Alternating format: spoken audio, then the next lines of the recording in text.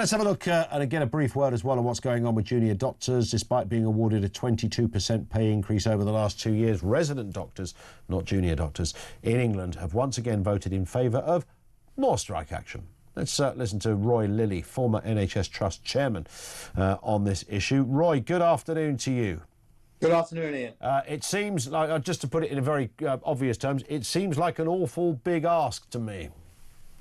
Well, it is. I mean, for Wes Streeting, the Secretary of State for Health, it's an absolute nightmare for him because obviously they haven't got any money.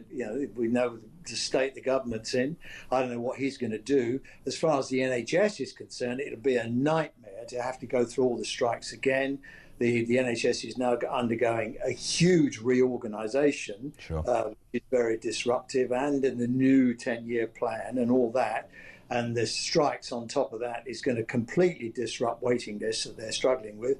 And of course, for patients, it's all of the uncertainties again of, am I going to get my operation? When can I get in and get it done? So it's a nightmare all around. I mean, Streeting, he's going to have to sit down. I mean, I hope he's not going to do what his predecessor said, I'm not going to talk to them, they should go back to work. He's going to have to sit around a table and talk to them. What he's going to give them, I don't know. I mean, I did say when they had their strike before, when it was settled, they settled for a 2-year deal. And I said, I thought that wouldn't wash. I thought it was a 3-year deal. They could have staged in a 3rd-year increase and known what the cost of it would be. And I think the junior doctors or the house doctors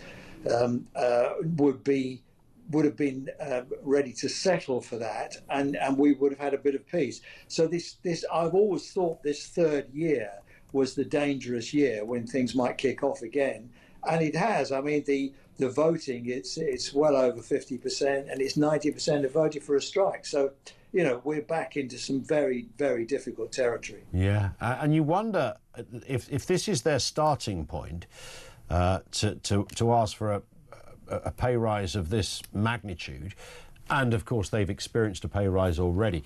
Even if they were to negotiate down and ended up asking for 10%, I can't, because they've already said that 5.4% is a kick in the teeth, then you're still going to end up with a complete cul-de-sac of a dilemma, because the government's not going to agree to that either. Yes, you're right. And let's not forget that the nurses now are consulting on whether they should consult on industrial action for another pay rise. So, yeah. The nurses could kick off as well.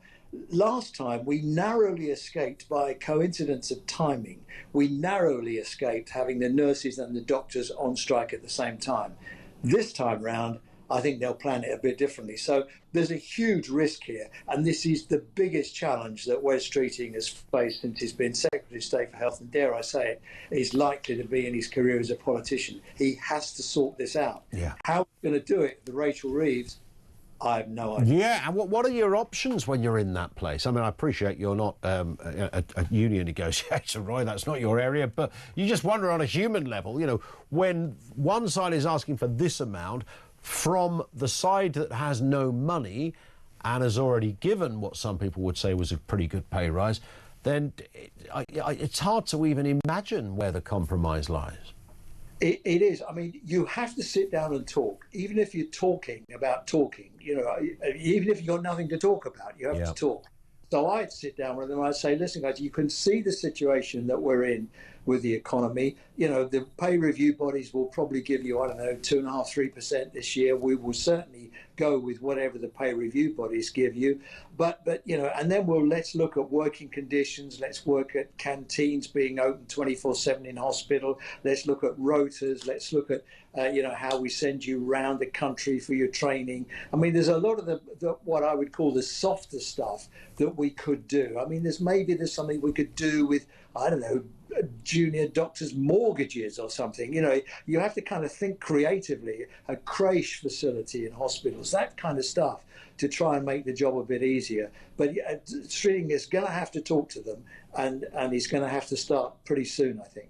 Yeah, I sense so. Roy, thank you as ever. That is Roy Lilly, former NHS Trust chairman, with his thoughts on what is happening over there at Doctors Strike HQ. Oh, this is going to be an absolute nightmare for the government. I know some people enjoy the car crash, but I don't enjoy seeing people's appointments or procedures meddled with, cancelled, postponed, put to the back of the we're talking health here.